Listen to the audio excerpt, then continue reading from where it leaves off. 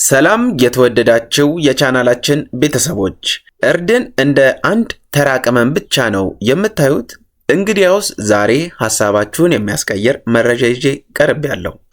እርድ በሰውነታችን ውስጥ ሊያመጣ የሚችለውን አስገራሚ የጤና ለውጥና ለምን በምግባችን ውስጥ ማካተት እንዳለብን እንመለከታለን።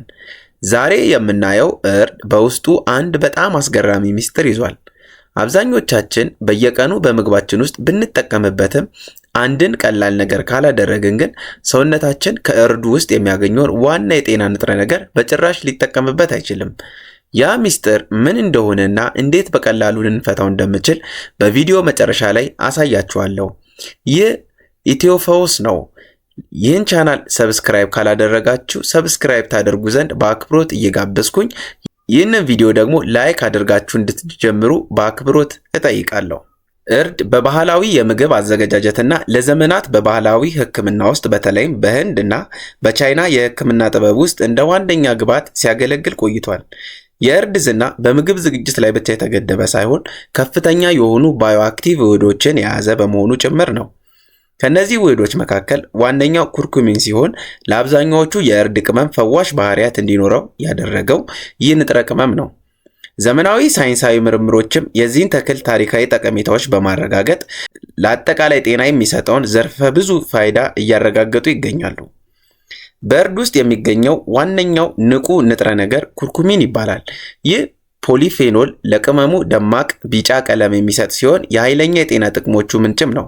ይሁን እንጂ በመደበኛ የእርድ ዱቄት ውስጥ የሚገኘው የኩርኩሚን መጠን ዝቅተኛና መሆኑና በሰውነት የመመጠጥ መጠኑም ውስን መሆኑን ማጤን ያስፈልጋል።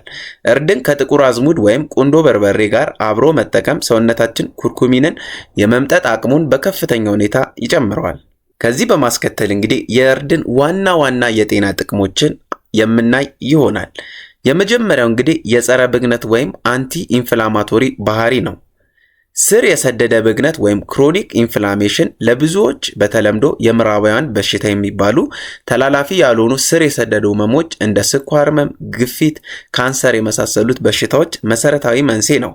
ኩርኩሚን በሴል ደረጃ እጅግ ውጤታማ የሆነ የጸረ ብግነት ንጥረ ነገር ነው። ይህ ንጥረ ነገር ወደ ሴል ኒውክለስ በመግባት ብግነትን የሚቀሰቅሱ ጂኖች እንዳይሰሩ ያግዳል። በዚህም የሰውነትን የብግነት ምላሽ በመቀነስ ከብግነት ጋር ተያያዥነት ያላቸውን የጤና እክሎች ለመቆጣጠር ይረዳል። ሁለተኛው እንግዲህ የእርድ ጠቀሜታ አንቲኦክሲዳንት አቅሙ ነው። በፍሪ ራዲካል የሚከሰት የኦክሳይድ ጉዳት ለሰውነት እርጅናና ለብዙ በሽታዎች መከሰት ዋነኛ ምክንያት እንደሆነ ይታመናል። ኩርኩሚን በኬሚካላዊ መዋቅሩ ምክንያት ፍሪ ራዲካሎችን በማርከስ ረገድ ኃይለኛ አንቲኦክሲዳንት ነው። በተጨማሪም የሰውነትን የራሱን አንቲኦክሲዳንት ኢንዛይሞች እንቅስቃሴ ያነቃቃል። ይህ ድርብ ተግባር ሰውነታችን የኦክሳይድ ጫናን እንዲቋቋምና ሴሎች እንዳይጎዱ ይከላከልልናል ማለት ነው። ለዛሬ እንግዲህ በሶስተኛ የተቀመጠው ደግሞ ለጅማትና መገጣጠሚያ ጤና ነው። እርድ ባለው ኃይለኛ የጸረ ብግነት ባህሪ ምክንያት ለመገጣጠሚያዎች ምቾትና ተንቀሳቃሽነት በስፋት ጥቅም ላይ ይውላል። እንደ አጥንት መገጣጠሚያ መላላት እና የመገጣጠሚያ ብግነት ያሉ ችግሮችን ምልክቶችን ለምሳሌ ጥንካሬን፣ እብጠትንና ህመምን ለመቀነስ ይረዳል። ብዙ ሰዎች እርድን አዘወትረው መጠቀማቸው የመገጣጠሚያ ተግባራትን በማሻሻል የህይወት ጥራታቸውን እንደጨመረላቸው ይናገራሉ።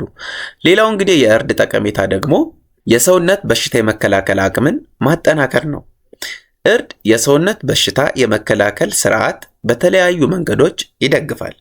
የጸረ ብግነት ተግባሩ የበሽታ መከላከል ምላሽን ሲያስተካክል፣ የጸረ ተዋሲያን ባህሪው ደግሞ ሰውነታችን በሽታ አምጪ ተዋሲያንን እንዲከላከል ይረዳዋል። ስር የሰደደ ብግነትንና የኦክሳይድ ጫናን በመቀነስ የበሽታ መከላከል ስርዓቱ ይበልጥ ውጤታማ በሆነ መንገድ እንዲሰራ ምቹ ሁኔታን ይፈጥርልናል ማለት ነው። ለዛሬ እንግዲህ በመጨረሻ የተቀመጠው የእርድ ጠቀሜታ የምግብ መፈጨትን ያሻሽላል። እርድ በባህላዊ መንገድ የምግብ መፈጨትን ለማገዝ ሲያገለግል ቆይቷል። የሐሞት ከረጢት ሐሞት እንዲያመነጭ በማነቃቃት ስብን ለማቅለጥ ይረዳል። የጸረ ብግነት ባህሪው የምግብ መፈጨት ቱቦን ከማረጋጋቱም በላይ ሆድ መነፋትንና የጋዝ ችግርን ሊያቃልል ይችላል። ለአንዳንዶች ደግሞ አልፎ አልፎ ለሚከሰት የምግብ አለመፈጨት ችግር እፎይታን ይሰጣል። ከዚህ በማስከተል ደግሞ እንዴት አድርገን መጠቀም እንዳለብን ደግሞ እናያለን ማለት ነው። እርድን በዕለታዊ አመጋገብ ውስጥ ለማካተት በወጥ፣ በሾርባ፣ በሩዝ እና በተለያዩ መጠጦች ወይም ስሙዚ ውስጥ መጨመር ይቻላል። ቅድም መጀመሪያ ላይ ቃል እንደገባ ነው ደግሞ አሁን ደግሞ ያንን አስገራሚ ሚስጥር እንግለጥ። እርድ ውስጥ የሚገኘው ኩርኩሚን ለጤናችን እጅግ ጠቃሚ ቢሆንም ሰውነታችን ግን በራሱ በቀላሉ የመምጠጥ አቅም የለውም። ሚስጥሩ ያለው እንግዲህ ቁንዶ በርበሬ ላይ ነው። ቁንዶ በርበሬን ከእርድ ጋር ሲጠቀሙ የኩርኩሚን በሰውነት የመመጠጥ አቅም እስከ 200% ይጨምራል። ይህ ማለት ቁንዶ በርበሬ ሳይጨምሩ እርድን መጠቀም ከሚያስፈልገን የጤና ጥቅም አብዛኛውን ማባከን ማለት ነው። ኩርኩሚን በሰውነታችን በቀላሉ የመመጠጥ ወይም ባዮ አቬላቢሊቲ አቅሙ ዝቅተኛ ነው። ስለዚህ የሚከተሉትን ዘዴዎች መጠቀም ግዴታ ነው።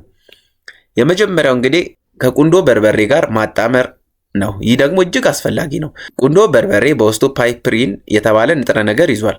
ቁንዶ በርበሬ ከእርድ ጋር ሲቀላቀል ኩርኩሚን ወደ ደም ውስጥ የመግባት አቅሙ በ200% ይጨምራል። ሁልጊዜ እርድን ከቁንዶ በርበሬ ጋር አብረው ይጠቀሙ። ሌላው እንግዲህ ከጤናማ ቅባቶች ጋር መጠቀም ነው። ኩርኩሚን በቅባት ውስጥ የሚሟማ ፋት ሶሉብል ንጥረ ነገር ነው። ከወይራ ዘይት፣ ከሰሊጥ ዘይት ወይም ከአቮካዶ ጋር መጠቀም በሰውነታችን የመመጠጥ ዕድሉን በከፍተኛ ሁኔታ ይጨምራል ማለት ነው። ሌላው እንግዲህ እርድን ከ5 እስከ 10 ደቂቃ ማብሰል በውሃ ውስጥ የመሟሟት አቅሙ ይጨምራል። እርድን በጥሬው ከመጠቀም ይልቅ በዘይት አድርጎ ማብሰል ይመከራል። የተሻለ ውጤት ለማግኘት ከቁንዶ በርበሬና ከጤናማ ቅባቶች እንደ ወይራ ዘይት ጋር መጠቀም ይመከራል።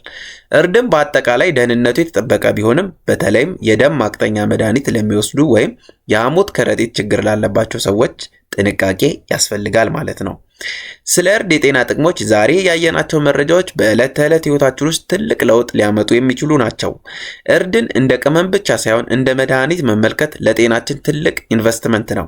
እናንተስ በቤታችሁ እርድን እንዴት ትጠቀሙበታላችሁ? አስተያየታችሁን ኮሜንት ላይ አጋሩን። ይህ ቪዲዮ ጠቃሚ ሆኖ ካገኛችሁት ለወዳጅ ዘመዶቻችሁ በማጋራት የጤና ግንዛቤን እናዳርስ እንላለን። ስለተከታተላችሁን እናመሰግናለን። በሌላ አስተማሪ ቪዲዮ እስከምንገናኝ መልካም ጊዜ። ቻው።